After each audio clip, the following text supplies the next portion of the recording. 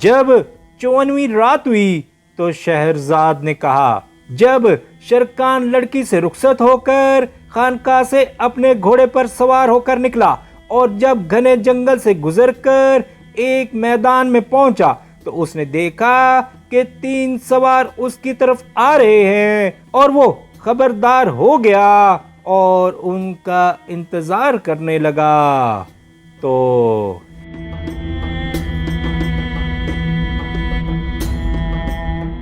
جب وہ قریب آئے تو ایک تو ان میں سے وزیر دندان تھا اور اس کے ساتھ 2 سردار اور تھے۔ وہ شرکان کو دیکھ کر پہچان گئے اور اس کو سلام کیا، اور وزیر نے اس کے غائب ہونے کا سبب پوچھا۔ اس نے ان سے سارا ماجرا شروع سے لے کر آخر تک بیان کر دیا جو اس کے اور شہزادی ابریزہ کے درمیان پیش آیا تھا۔ وزیر نے اس پر خدا کا شکر ادا کیا اور شرکان کو اس کی سلامتی پر مبارکباد دی۔ اس کے بعد شرکان نے کہا کہ چلو اس ملک سے نکل چلیں، کیونکہ اسے معلوم ہو چکا تھا کہ جو ایلچی ان کے ساتھ آئے تھے وہ روانہ ہو چکے تھے تاکہ بادشاہ کو ان کے آنے کی خبر دیں، اور ممکن تھا کہ وہ لوگ جلد آ کر انہیں گھیر لیں۔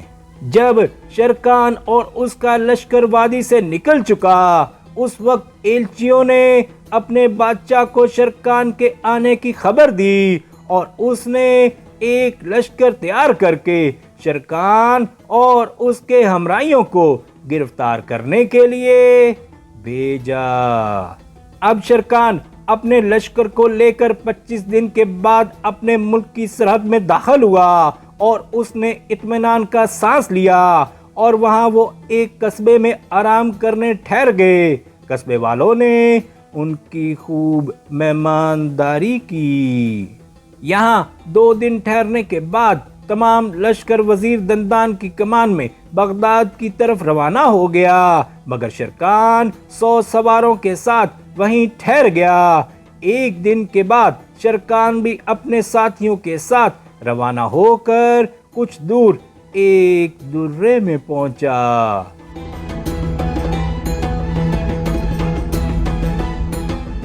اب وہ کیا دیکھتے ہیں کہ ان کے سامنے گرد و غبار اڑتا چلا آتا ہے۔ یہ دیکھ کر شرکان نے ٹھہرنے کا حکم دیا۔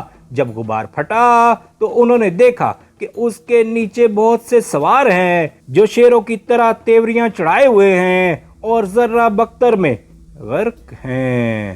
جب وہ سوار شرکان اور اس کے ساتھیوں کے قریب پہنچے تو انہوں نے للکار کر کہا کہ یوحنا اور مریم کی سچائی کی قسم، ہماری مراد بر آئی، ہم تمہارے پیچھے دن رات لگے ہوئے تھے، یہاں تک کہ اس جگہ ہم نے تمہیں پا لیا۔ ان میں سے ایک سوار نے شرکان اور اس کے ساتھیوں کی طرف مخاطب ہو کر کہا کہ اپنے گھوڑوں پر سے اتر پڑو اور ہمیں اپنے ہتھیار دے دو اور اپنے آپ کو ہمارے حوالے کر دو تاکہ ہم تمہاری جان بخشی کر دیں۔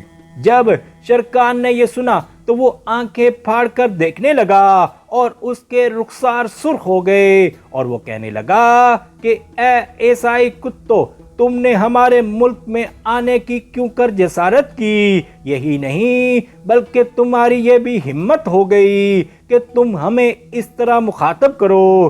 کیا تم یہ سمجھتے ہو کہ تم ہم سے بچ کر اپنے ملک کو واپس جا سکتے ہو؟ اس کے بعد اس نے للکار کر اپنے ساتھیوں سے کہا کہ ان کتوں کا مقابلہ کرو۔ یہ کہہ کر اس نے اپنی تلوار کھینچ لی اور ان پر حملہ کرنے والا ہی تھا کہ فرنگیوں کا ایک سوار میدان کے بیچ میں آیا۔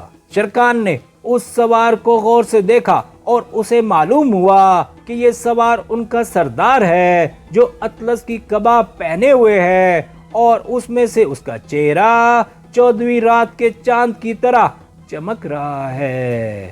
وہ اس قبا پر ایک تنگ حلقوں والی زرہ پہنے ہوئے ہے اور اس کے ہاتھ میں ایک فولادی تلوار ہے، اور وہ ایک مشکی گھوڑے پر سوار ہے جس کی پیشانی پر درہم کے برابر سفید نشان ہے اور اس فرنگی کے داڑھی مونچھیں نہیں ہیں۔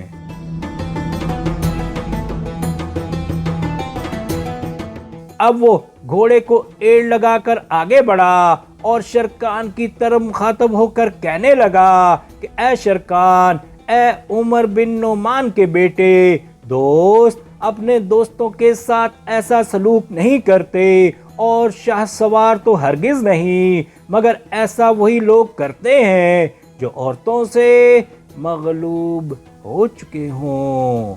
جب شرکان نے سوار کو یہ کہتے سنا تو وہ غور سے اس کی طرف دیکھنے لگا اور اس نے اسے پہچان لیا کہ وہ شہزادی ابریزہ ہے جس کے ساتھ اسے خانقاہ میں وہ واقعات پیش آئے تھے۔ اس کو پہچانتے ہی شرکان نے تلوار اپنے ہاتھ سے پھینک دی اور اس کے آگے زمین کو بوسہ دیا۔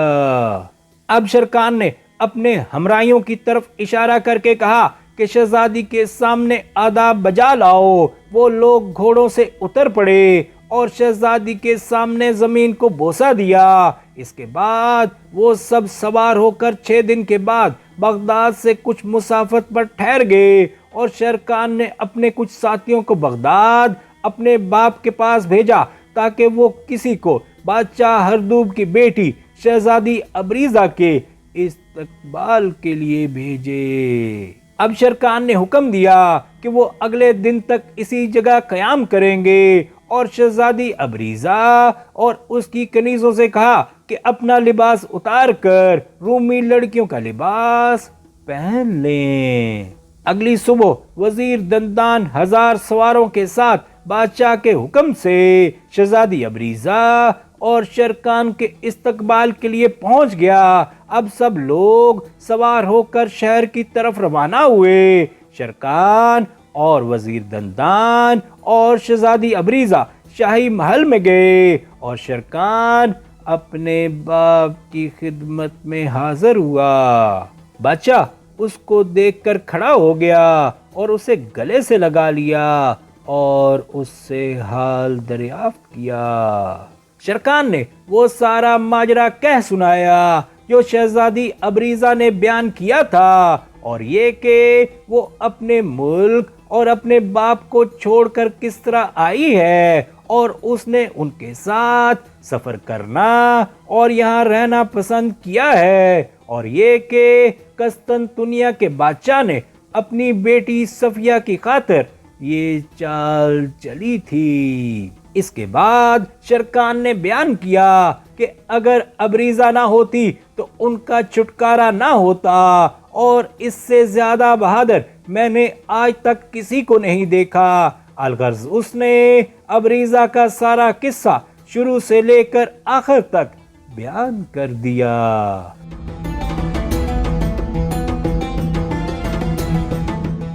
جب عمر بن نعمان نے اپنے بیٹے شرکان سے یہ باتیں سنی تو اس کے دل میں ابریزہ کی قدر و منزلت بڑھ گئی، اور جب وہ اس کے سامنے آئی تو اس کے سامنے زمین کو بوسہ دیا اور نہایت خوبی اور خوش اسلوبی سے گفتگو کی۔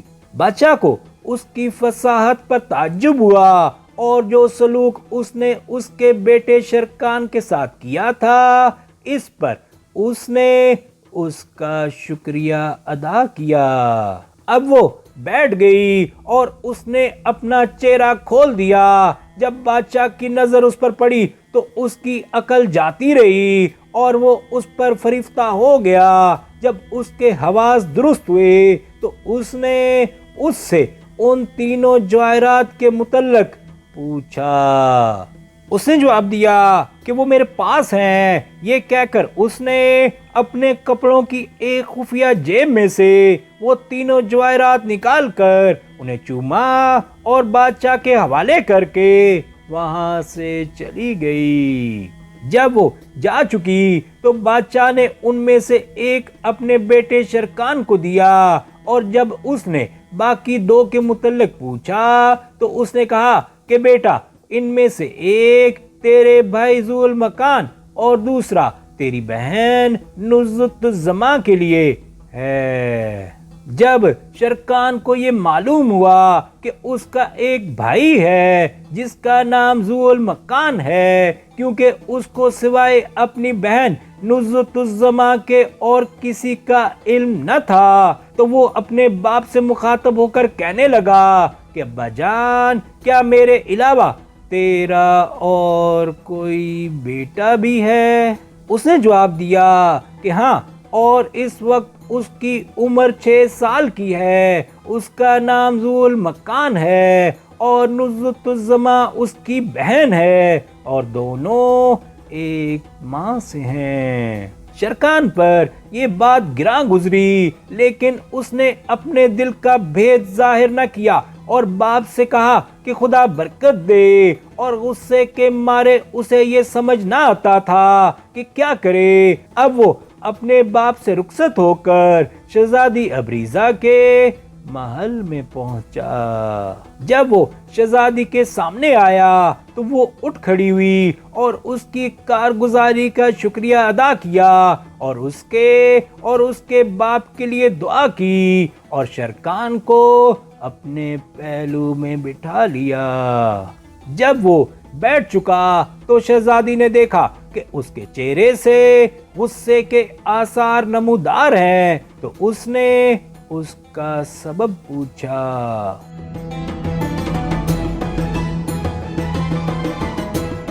شرکان نے جواب دیا کہ صفیہ کے بطن سے میرے والد کی 2 اولادیں ہیں، ایک لڑکا اور ایک لڑکی۔ لڑکے کا نام ذو المکان اور لڑکی کا نزت الزماں ہے۔ میرے باپ نے ان دونوں کو 2 جواہرات دیے ہیں، اور تیسرا مجھے۔ ان دونوں میں سے مجھے لڑکے کا علم اس وقت تک نہ تھا، اور اب وہ 6 سال کا ہو چکا ہے۔ یہ سن کر مجھے بڑا غصہ آیا۔ اس کے علاوہ اب مجھے یہ بھی ڈر لگا ہے کہ کہیں وہ تجھ سے شادی نہ کر لے، کیونکہ اس کو تجھ سے محبت ہو گئی ہے، اور میں جانتا ہوں کہ اس کا جی تجھ پر للچا رہا ہے۔ اب تیری کیا رائے ہے؟ اور اگر اس نے اپنا ارادہ ظاہر کیا تو تو کیا کہے گی؟ لڑکی نے جواب دیا کہ اے شرکان، میں تیرے باپ کے حکم کی تابع نہیں ہوں، اور میری مرضی کے بغیر وہ مجھے نہیں لے سکتا، اور اگر اس نے زبردستی کی تو میں خودکشی کر لوں گی۔ اب رہا جواہرات کا معاملہ، میرا یہ خیال ہرگز نہ تھا کہ وہ انہیں اپنی اولاد کو دے گا، بلکہ میں یہ سمجھتی تھی کہ وہ ان کو اور ذخیروں کے ساتھ اپنے خزانے میں رکھے گا۔ اب میری تجھ سے یہ درخواست ہے کہ جو جواہر تیرے باپ نے تجھے دیا ہے وہ مجھے دے دے، بشرطے کہ تو اسے واقعی قبول کر چکا ہے۔ شرکان نے کہا کہ بصر و چشم، اور وہ جواہر نکال کر شہزادی کو دے دیا۔ شہزادی نے کہا کہ اس میں ڈر کی کوئی بات نہیں، اور اگر مجھے ڈر ہے تو اس بات کا کہ جب میرا باپ یہ خبر سنے گا کہ میں تمہارے ساتھ ہوں تو وہ آرام سے نہ بیٹھے گا، بلکہ وہ میری خاطر اور افریدون بادشاہ اپنی بیٹی صفیہ کی خاطر آپس میں متفق ہو کر تمہارے اوپر فوجیں لے کر چڑھ آئیں گے۔ جب شرکان نے یہ باتیں سنی تو اس نے کہا کہ اے میری آقا، اگر تو ہمارے ساتھ رہنے کے لیے راضی ہے تو پھر خشکی والے اور سمندر والے سب کے سب جمع ہو کر ہمارے اوپر چڑھائی کر دیں، تو ان کی پرواہ مت کرنا۔ اس نے کہا کہ خدا نے چاہا تو ایسا ہی ہوگا، اور تم لوگوں کے متعلق یہ ہے کہ اگر تم میرے ساتھ اچھا سلوک کرو گے تو میں تمہارے ساتھ رہوں گی، اور اگر برا سلوک کرو گے تو تمہارے ہاں سے چلی جاؤں گی۔ اس کے بعد اس نے کنیزوں کو حکم دیا کہ کچھ کھانا لائیں۔ جب کھانا لایا گیا تو شرکان نے تھوڑا سا کھایا اور غمناک گھر واپس چلا گیا۔ ادھر بادشاہ عمر اٹھ کر اپنی کنیز صفیہ کے پاس گیا اور جب صفیہ نے اسے دیکھا تو وہ اٹھ کھڑی ہوئی، اور جب ذو المکان اور نزہت الزما اس کے پاس آئے تو اس نے ان کو بوسے دیے اور ہر ایک کے گلے میں ایک ایک جواہر پہنا دیا۔ اب بادشاہ صفیہ کی طرف متوجہ ہوا اور اس سے کہنے لگا کہ تو نے اتنی مدت تک مجھے اطلاع کیوں نہ دی کہ تو قسطنطنیہ کے بادشاہ افریدون کی بیٹی ہے، تاکہ میں تیرے ساتھ زیادہ احترام اور فراخ دلی سے پیش آتا اور تیرا رتبہ بڑھاتا۔ اب شہرزاد کو سبوتی دکھائی دی اور اس نے یہ کہانی بند کر دی۔